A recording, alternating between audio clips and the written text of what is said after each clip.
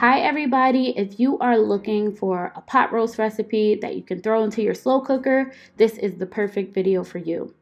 Now get all of your seasonings and your spices and your veggies together because we are going to get to start cooking.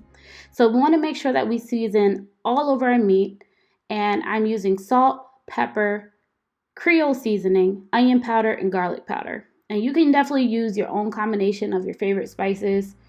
And even flour. A lot of people like to flour their meat down. So I usually make sure that my chuck or any type of roast, any cut of roast that I'm using is room temp before I let it hit that pan. And I even like to let my seasoning sit on the meat for about 5 to 10 minutes after I season it. The oven is on at this point. The pan is nice and hot.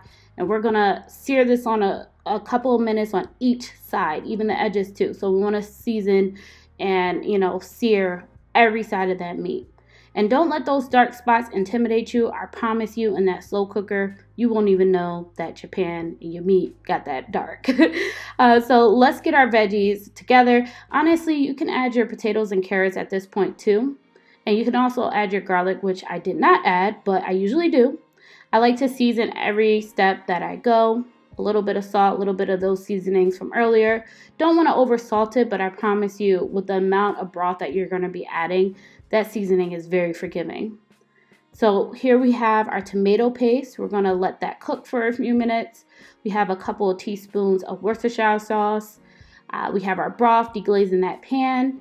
And you can also add your wine before your broth or after your broth. I actually added it in right into the slow cooker. That works for me too. Sometimes I do it the other way around. And we're going to get that broth ready to pour over that beautiful meat. I like to add raw onions too. And feel free to chop the onions as you like. They're going to break down.